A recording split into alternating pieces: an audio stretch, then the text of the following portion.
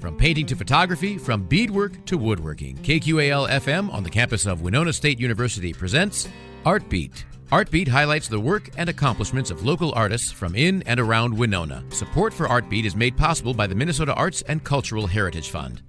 COVID-19 has affected us all, but the performing arts industry has been impacted particularly hard. Every link in the arts chain has been weakened, from venues to performers. Today on Art Beat, we speak with Cynthia and Brian Noft, siblings and co-owners of Ed's No Name Bar.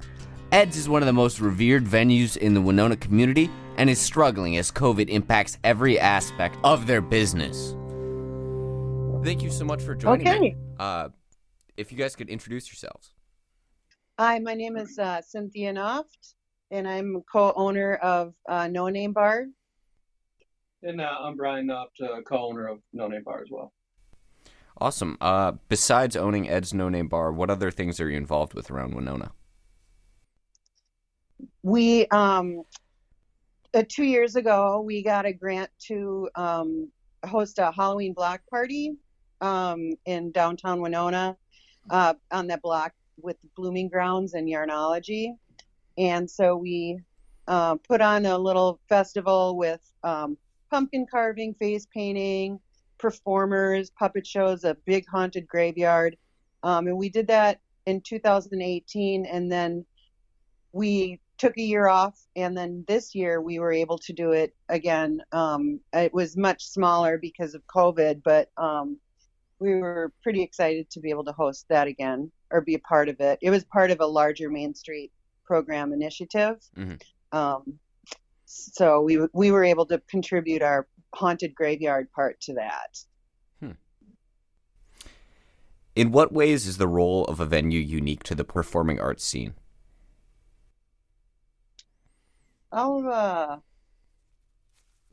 Unique to the performing arts scene? Yeah, I mean, how does it differ from other roles, and what sort of role does it put you guys into? Well, I think it kind of sets us apart from just being a regular bar. The majority of our clientele come in for shows.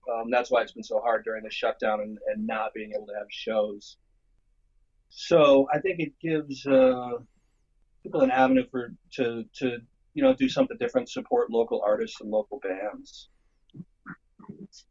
I would also say that we're able to get some great up and coming bands, not just through Midwest Music Festival, but also Minnesota artists that are doing really well in the Twin Cities, and having them or hosting them at the venue allows people to, see these performers in a more intimate setting, mm-hmm. because it is smaller, rather than seeing them at a large club or something of that nature. Yeah. I've had the pleasure of covering a couple of shows at Ed's, and one thing that the performers were so sort of evocative and they thought was really special was Ed's itself as a venue and how important it is to them as a band and to the community. What do you guys think makes Ed's No Name unique? I think we kind of set ourselves apart because it's part bar, it's part live music venue, but it's also part art gallery, because we have rotating artists every 4 to 6 weeks. Local artists display their work in there, so the walls are constantly changing and kind of evolving. So that gives it a little bit different vibe, and I don't know. It's just an energy in the building that's like in the space itself. That kind of sets it apart. That's different. Kind of hard to pinpoint. Yeah. I think that's sort of hard to convey over audio, but yeah, having been there, it's special. There's definitely energy there. Mm-hmm. What has been the favorite shows that you guys have seen and booked at Ed's? Oh, I would say that probably the first Midwest Music Festival that we hosted after acquiring the bar. And it was just a really great lineup. Parker and his team really did a great job, selecting the musicians, and it was such a fun weekend. Um, Another great show that I've seen is Mark Mallman. He was pretty phenomenal to watch him perform. Yeah. Oh, we also had this French rockabilly band Yeah, that was great. Johnny Montreal. Hmm. they were. Group of guys that lived in a gypsy caravan in France, Wow. and they were doing a U.S. tour and came through here. It was amazing. Give me a little bit about the history of Ed's, sort of how long you guys have been involved with it, and then what it was before you guys got involved. Um, well, Ed opened the place in 2007. This is when he took over. It was like April of 2007. And when he first started, I mean, it was just a bar that he just opened to kind of have his friends come in and hang out. And that eventually evolved into what it is now. Slowly, they started, there was just this tiny little stage, and they would do small performances, and then it eventually just kind of built into what it is. He didn't have that second room. He actually used to live back there. And then he took over that space and kind of opened it up and knocked that hole in the wall by the stage. And it just kind of grew into what it is now pretty organically, I would say. We were both gone. We were both living in LA at the time. So we didn't get back permanently till 2017, like May of 2017. But we almost immediately started going to Ed's. Like we just found, I don't even remember how we found it. We just. Oh, I think Robert was doing a DJ night and he invited us down. Yeah. Okay. And I had never been in the space before. Yeah. And immediately just felt at home. And, I would say that almost all of the friends I have in Winona, I made in that bar. Yeah. So Same. it has a really special meaning for me. Mm-hmm. So we heard that Ed wanted to sell the bar in the summer of 2018, and we're like approached him and told him that we were interested, and that was probably in June of 2018, and it was really important to all of us to kind of keep his vision. So when we took over, we didn't really change much. We made some improvements, cosmetic improvements, and other things as well. But like we wanted to keep that same vibe going, that same feeling, really expand like the music more. And it took 6 months of talking with Ed and like really kind of sitting down and working things out and getting to know each other better, and then we transitioned and we kept the same staff. We didn't even really make any big announcements that we had taken over the bar because we wanted the seamless transition. And that's, we're still doing the same thing, almost 2 years later. It'll be 2 years in December.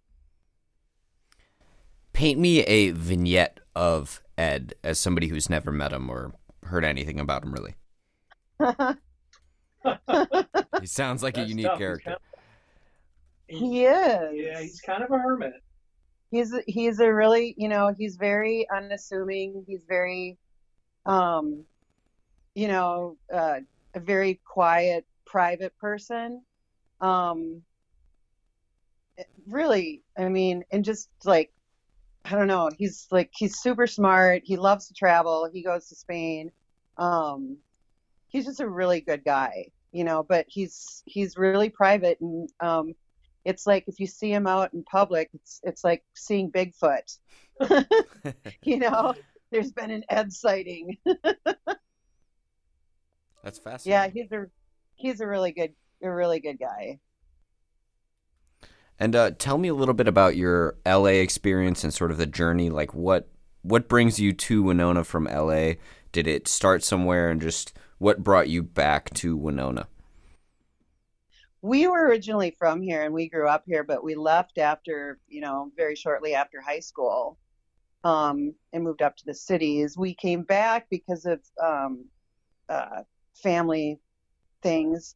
Our parents, were sick, and we actually came back to take care of our mother. And then when she passed, we realized that we weren't going to be able to continue living in LA and take care of the things that we needed to take care of here. So we moved back. But my experience in LA was not in bars or hospitality. I had worked in that industry, but in college and whatnot. But I'm a tech person. Like, I had a digital media company. I worked at social media company. And so that was my background, like programming and project management. But Brian's background was always in music industry. Yeah, I was in live music production in Los Angeles pretty much the whole time I was up there. And that's kind of my background. I've been doing it for 20 plus years. That's fascinating. And how do you guys combine your talents, sort of? And what skills do you bring, Cynthia, from the digital media sphere to the event management sphere? Sure. Well, we're pretty split on our roles in the company. I work at the bar. I love bartending. I love making drinks. But behind the scenes, I do like ordering, payroll for employees. But I also manage our social media, and also do the designs for any of the posters coming out for shows, and that type of thing. Brian. Yeah, and then of course my duties extend more into the live music production aspect of it, which is dead in the water right now, obviously. And then I handle all the books and everything. So, which was a big part of what I did out in LA as well at the venue I worked at. So it's kind of works really well with the partnership, the way that we split the duties up, because we both have our own little area that we excel in, and it kind of splits it evenly, like down the middle. Mm-hmm. Cool. So this sort of series is on the pulse of performing arts in the pandemic. So let's go a little bit into sort of the challenges that you guys are with. So what challenges does Ed's face on one hand as a venue and on the other hand as a bar? I would say the biggest challenge at this point is financial. Mm-hmm. There's very little revenue being driven into the place. Even, we have some very loyal customers that come in a few times a week. There's a happy hour crowd and there's a late night crowd. But our biggest driver of revenue is shows, and not being able to have shows it's killing us. I mean, we're able to just keep the lights on now, but with the new order that took effect, where bars have to close at 10 p.m., that's going to further cut our revenue.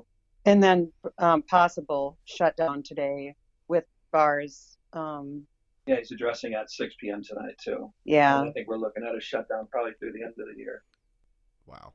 So that's been the financial impact has been the biggest one. We took a lot of steps that I didn't see other places do. I built plexiglass shields for the bar, the policing of masks and social distancing, and all that.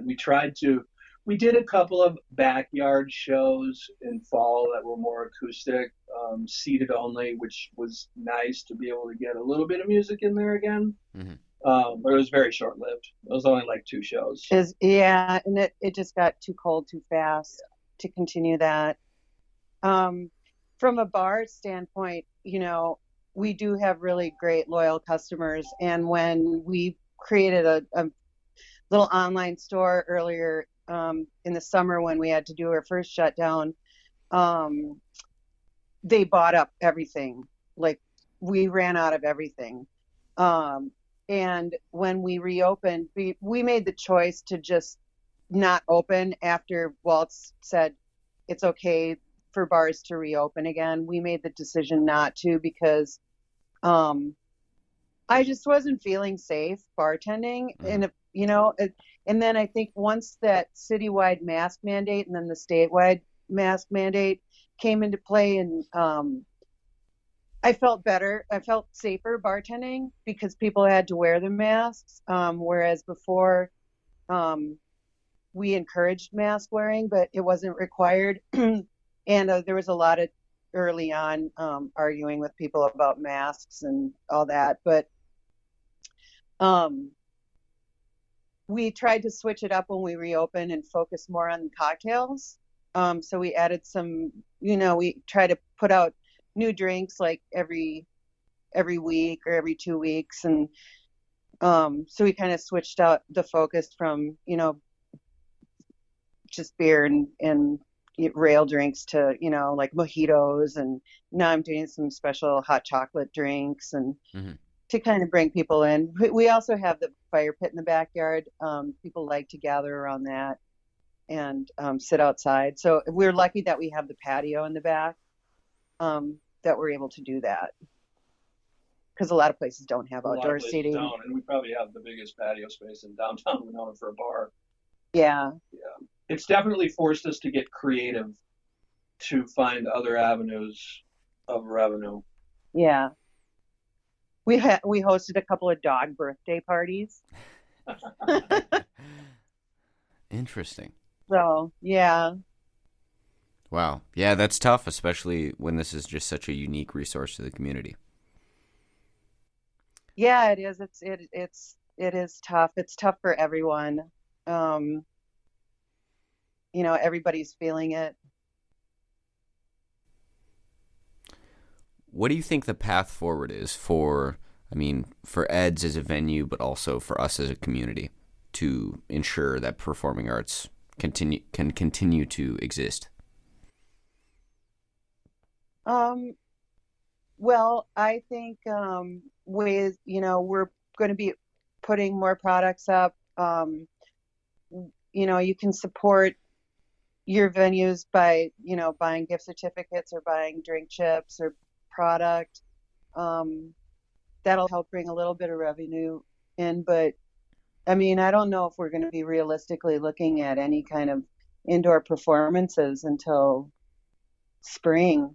Spring at least, if not summer or early fall next year. I think it's probably the best case scenario. We can do some outdoor stuff in the summer, but inside performances, it's too risky. Yeah. With vocals and singing and cheering and. Yeah. Yeah. I think it's just a matter of trying to keep the lights on until this is over. Is really what it comes down to. Mm-hmm. And then, it'll probably phase back in, I think, with music. I don't think it's going to be like, oh, okay, it's over. And all of a sudden next September we have, shows booked every Friday and Saturday. It's probably going to be a little sporadic at first, testing the waters. So, best case, a full schedule is going to be at least a year out, which is horrible to think about. Yeah, it's really tough. At this point, we're just kind of like day by day. Yeah. And that's the way we've been approaching it since the beginning. Like, just have to take it one day at a time. I mean, the best thing that people can do is like Cindy said, support the venues, come in and buy drink chips and use them later, or if you don't feel comfortable in a bar, or buy merch, or that's really just every little bit of support to keep the venues alive until this is over is really what it's about right now. Before the first shutdown, the the last night that we could stay open, we had so many of our customers come in and just buy up like tons of drink chips. They're like, we'll use them when when we reopen, but it was a way for them to support us and help keep some money coming in. And where can people go to help support you guys? So just like, where can people find Ed's digitally?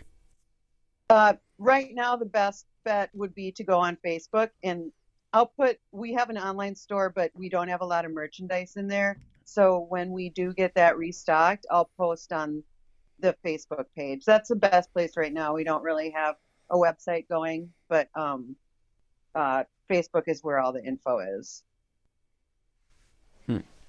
And what has been the biggest lesson of COVID for you guys? Oh. Not take anything for granted. Yeah. Totally. I guess the other thing is, there's just so much that's out of your control, and I think that's been kind of a lesson that we've just learned in our life in the last 5 years. You never know what's going to happen. Yeah. Mm-hmm.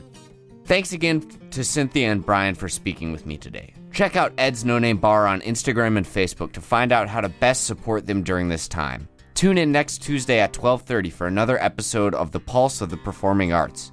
For more arts and culture conversations, tune into Art Beat Tuesdays at 12:30 right here on 89.5 KQAL or on the KQAL app. I'm Matt Drury, and we just heard Cynthia and Brian Nuft talking about Ed's No Name Bar on Art Beat. Art Beat is written and produced by KQAL FM on the campus of Winona State University. Visit us on the web at kqal.org.